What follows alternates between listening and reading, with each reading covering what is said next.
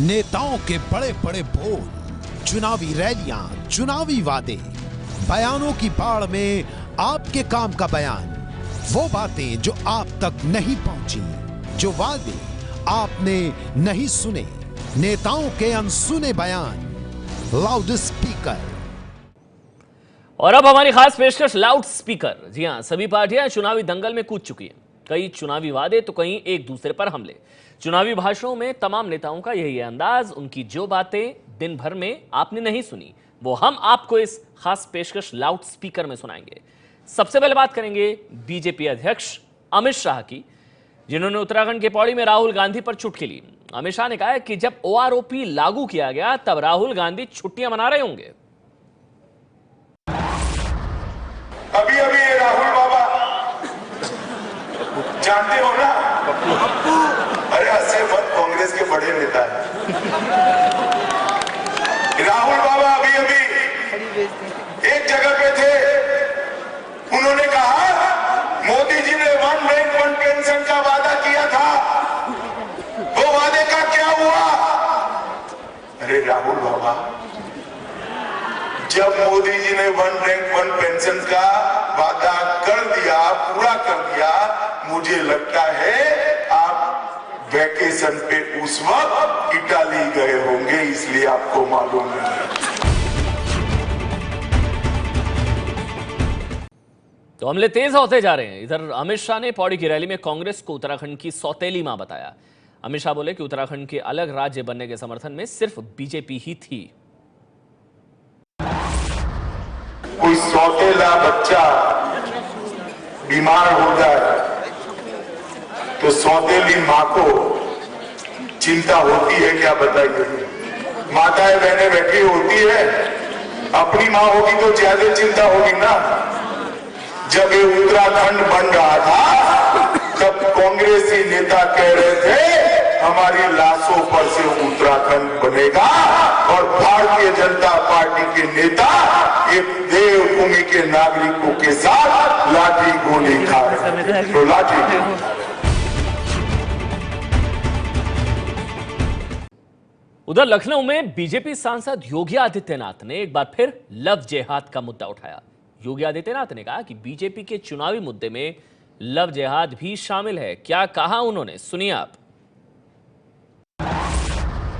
तो आप स्टार प्रचारक थे और लव जिहाद प्रमुख मुद्दा था। तो लव जिहाद में जिसके कारण आप लोग पराजय हुई थी और आप लोग सफल नहीं हो पाए थे, इसी वजह से लगता है कि लव जिहाद मुद्दा अब नहीं रहा। और बाकी देखिए, जनता से जुड़े हुए हर मुद्दे हम लोगों ने रखे हैं। छेड़खानी की घटना उसका आधार है, और आप घबराइए मत। जो मुद्दे हम लोग पहले बोलते थे वही मुद्दे आज भी हैं, और जनता के हित से जुड़े हुए, किसानों के, नौजवानों के हित से जुड़े हुए जो भी मुद्दे होंगे वह हमारे चुनावी उसका हिस्सा है। हम उसको लेकर के जनता के बीच में जा रहे हैं।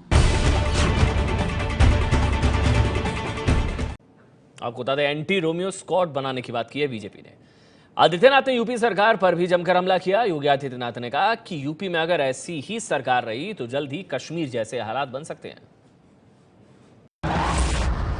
देखिए, जनसांख्यिकी असंतुलन एक सच्चाई है, हमें उसको झुटलाना नहीं चाहिए, उस सच्चाई को स्वीकार करना चाहिए।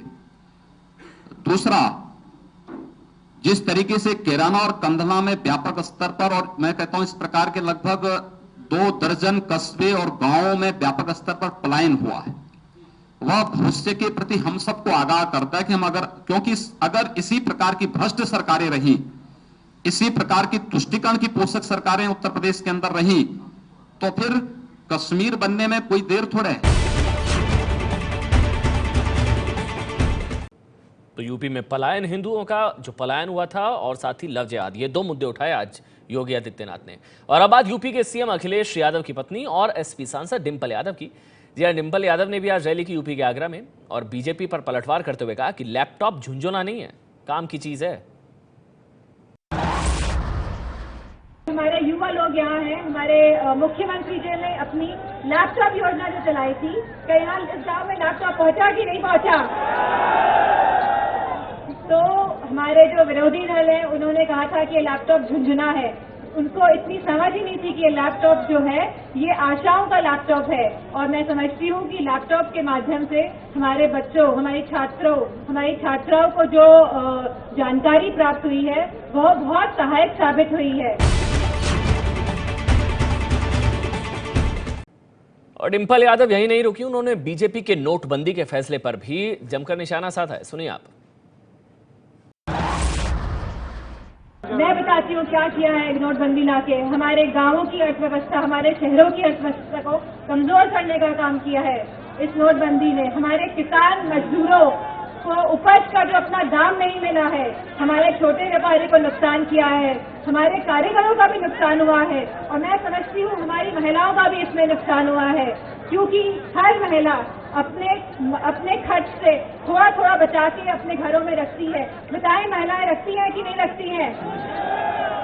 तो इस जो अपने जो पैसा बचा के रखती थी उसको भी बैंकों में जमा करने का काम किया है। और ये कोई काला धन नहीं था, ये सब आपकी मेहनत की कमाई का धन था।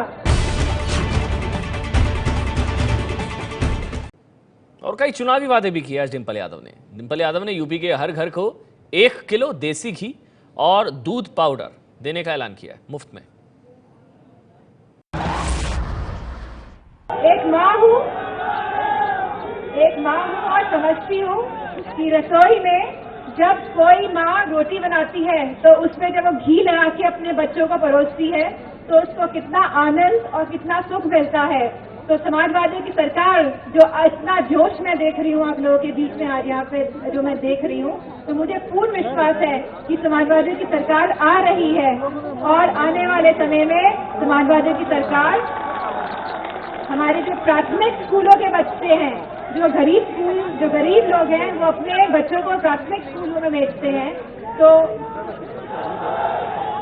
हाँ, भैया ने ये कहा है, तो जो हम अपने बच्चों को स्कूलों में भेजते हैं, गरीब बच्चों को, तो उनका स्वास्थ्य हम कैसे अच्छा करें जिससे कि वो स्वस्थ रहें। तो हर महीने हम 1 किलो घी और 1 किलो दूध पाउडर का वितरण भी करने जाएंगे। और आगरा में डिंपल यादव के साथ सांसद जया बच्चन भी मौजूद थी, जिन्होंने रैली में महिला सशक्तिकरण पर जोर दिया। क्या कहा जया बच्चन ने, सुनिए आप।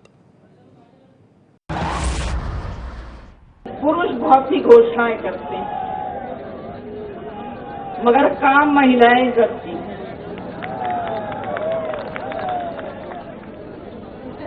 जमाना बदल गया है, अब महिलाएं घोषणाएं भी करेंगी, काम भी करेंगी, पैसा भी कमाएंगी और आपके प्रदेश को उन्नति भी दिलवाएंगी।